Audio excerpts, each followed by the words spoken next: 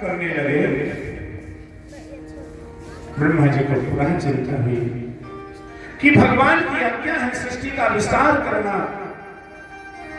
लेकिन मेरे इतने पुत्र हुए, सभी योगी बनकर के तप करने के लिए चले गए। तब ब्रह्मा जी महाराज ने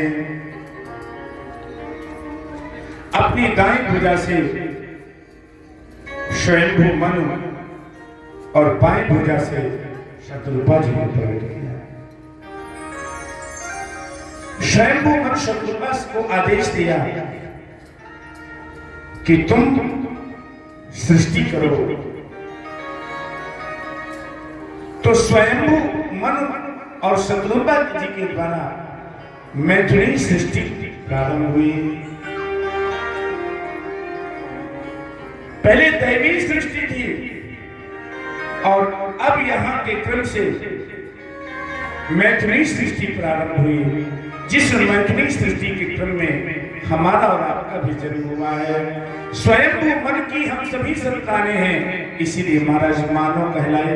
मन की संतान होने के कारण ही हम सब लोग मानव कहलाए।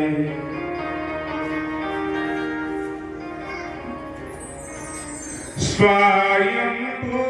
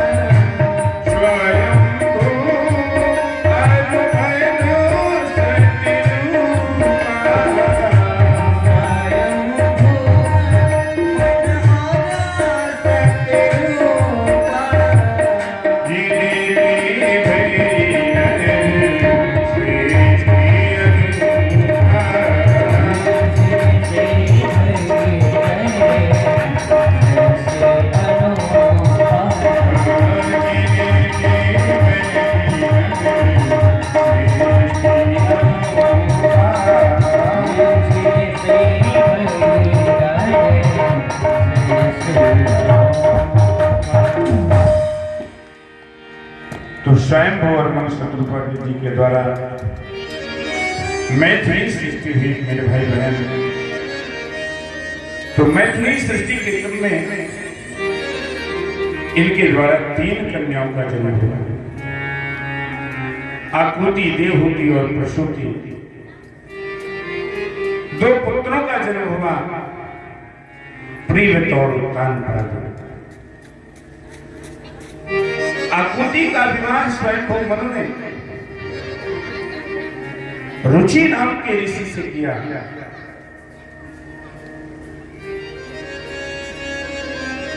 जिन आकृति और रुचि के द्वारा यज्ञ के रूप में पुत्र की प्राप्ति हुई और दक्षिणा के रूप में कन्या की प्राप्ति हुई। देवहूति का विवाह ब्रह्मा जी के ही जो छाया से पुत्र उत्पन्न हुए थे, उनका नाम करदम था। उन करदम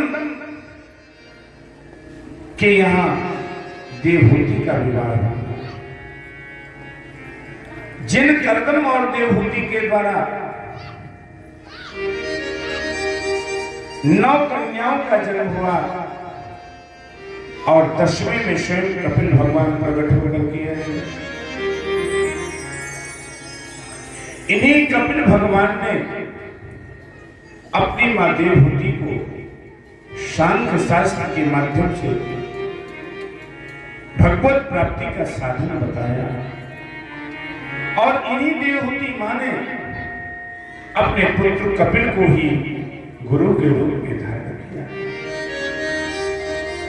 तथा स्वयंभू मन की जो 3 कन्या है, प्रसूति, इन प्रसूति का विवाह प्रजापति दक्ष के साथ हुआ। जिन प्रसूति और प्रजापति दक्ष के द्वारा 16 कन्याओं का जन्म हुआ, जिसमें से 13 कन्याएं धर्म को विवाहित हुई, एक कन्या अग्नि को ब्याही गई, एक कन्या पितरों को ब्याही गई, और जो सबसे छोटी पुत्री सती है, इन सती का विवाह महादेव के साथ प्रजापति दक्ष ने संपन्न किया।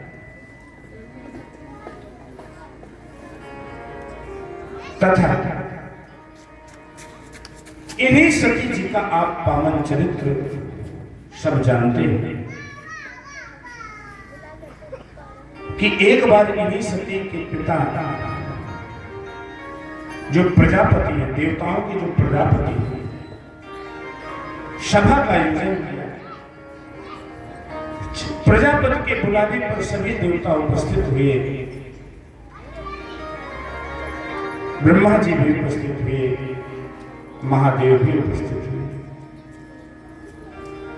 और सभा के मध्य जब प्रजापति का आगमन हुआ तो सारे देवता खड़े होकर के अभिवादन करने लगे। प्रजापति हैं देवताओं के, लेकिन ब्रह्मा जी नहीं उठे तथा महादेव नहीं उठे। इन्होंने बैठे बैठे ही प्रजापति का आदर किया, लेकिन ये बात प्रजापति दक्ष को प्रिय नहीं लगी और अपने दामाद से प्रजापति दक्ष द्वेष मांगने लगा। अरे ब्रह्मा जी नहीं उठे कोई बात नहीं है, लेकिन तुम तो मेरे दामाद हो, तुम तो मेरे पुत्र हो, तुम्हें तो खड़े होकर के मेरा अभिवादन करना चाहिए, मुझे प्रणाम करना चाहिए। इस बात को लेकर के द्वेष करने लगा और उसने द्वेष भाव से हरिद्वार के कंठल क्षेत्र में यज्ञ का आयोजन किया। इसने सभी देवताओं को बुलाया, सभी देवता उपस्थित हुए उस यज्ञ में। सभी देवताओं का आवाहन किया गया, लेकिन प्रजापति दक्ष ने द्वेष के कारण देवाधिदेव महादेव को नहीं बुलाया।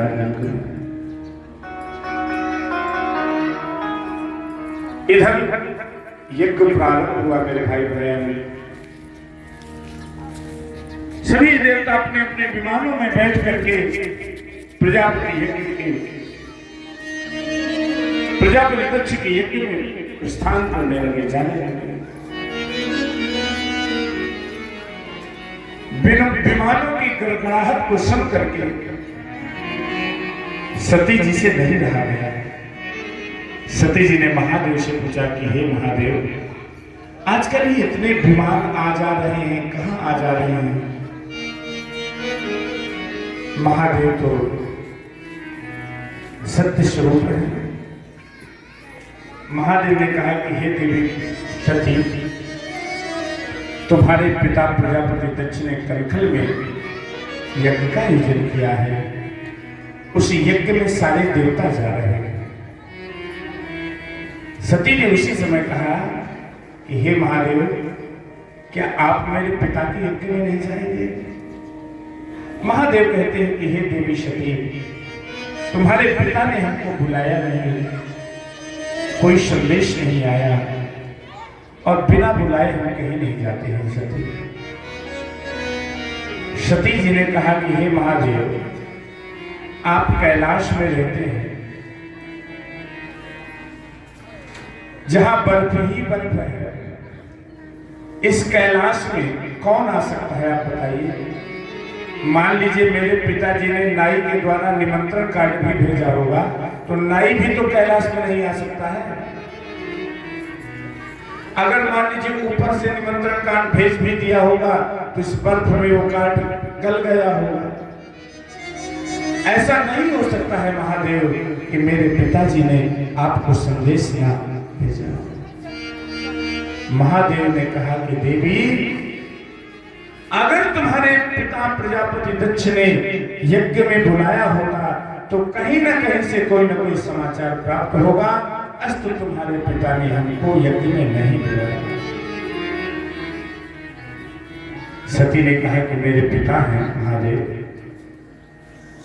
क्या मैं उस यज्ञ में जा सकती हूँ? महादेव कहते हैं कि हे देवी सती, जगत विरोध मान जहाँ कोई, कहाँ गए कल्याण रहो।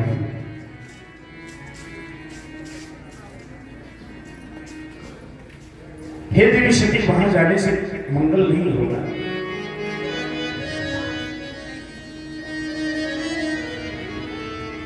और हे देवी सती,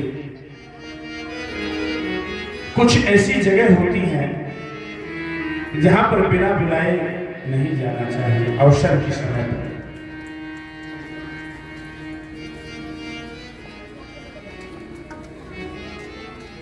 पिता के यहां बेटी को बिना बुलाए नहीं जाना चाहिए, गुरु के यहां शिष्य को बिना बुलाए नहीं जाना चाहिए, मित्र के यहां मित्र को बिना बुलाए नहीं जाना चाहिए। वैसे आप हमेशा जाएं, लेकिन अगर पिता के यहाँ उत्सव हो कोई और पिता का यदि संदेश ना आए तो बेटी को नहीं जाना चाहिए। वैसे आप हमेशा जाएं, लेकिन उत्सव के समय पर यदि संदेश न प्राप्त हो तो बेटी को नहीं जाना चाहिए। कहाँ गए कल्याण न हो। सती जी जिद करती हैं, महादेव मैं तो अपने पिता के यज्ञ में जाऊंगी। महादेव सती की जिद को समझ गए